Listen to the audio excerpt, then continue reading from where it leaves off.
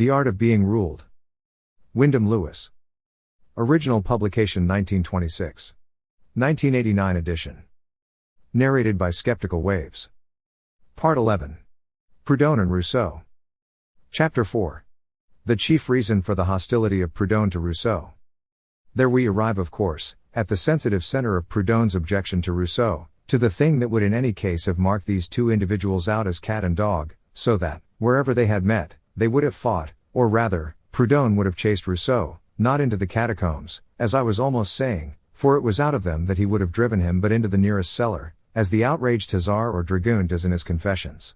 It is because Rousseau had a taste for isolation, and because, when he came to teach, he preached isolation, that Proudhon principally objected to him. Proudhon was an excessively sociable creature, enjoying and believing implicitly in the benefits of company, believing in its possibilities of organization on highly socialized, free, utopian lines.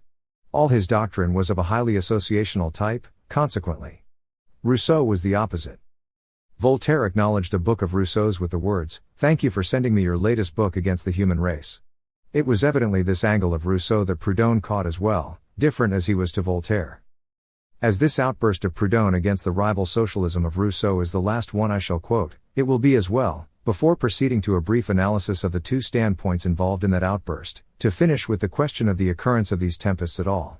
That no harmony is adduced from the stormy material of destructive revolutionary thought is not surprising, however. It would be ridiculous to expect socialists to agree as to whether everything should be destroyed at once, or only the worst portions of the present system should be destroyed either, 1, gradually, or, 2, at once. Beyond that, still more difficult must it be for two men to have identical ideas of what should be built in place of the present proscribed structure. One man's dream is a multitude of little rural federal townships, a socialism for peasants as Marx put it, referring to Proudhon's views, another's is that of a great industrial hive. One wants privacy, another wants the bed of ware. And the violence and intolerance that has everywhere marked the teaching of the Christian religion, naturally has also marked the socialist doctrine of brotherhood, to some extent its child. Socialism is first and foremost a European thing, like Christianity. The European's blood is still full of domination, as Proudhon would call it. His idea of brotherly love is of a very hearty and alarming description. In the nature of things, it is necessarily a case of my love or your life. Meum and tuum is the opposite of commutative in the materialism of Western life. But if you repudiate socialism, however vague a thing that may be, dragged this way and that by the war of sex, then what is your position? There is the enormous grimacing fact expressed by Proudhon as follows. Il est de nécessité économique que le pauvre, en travaillant davantage, soit toujours plus pauvre, et le riche, sans travailler, toujours plus riche. The European poor become poorer every day. Whatever the reason may be for this, you cannot, unless you are a heartless fool, do nothing. And there is an immense instrument to your hand, in socialism, especially organized for the correcting of this terrible situation. As regards socialism, whatever brand you affect, yours is Hobson's choice. Today you are compelled to be a socialist, at all events in Anglo-Saxon countries.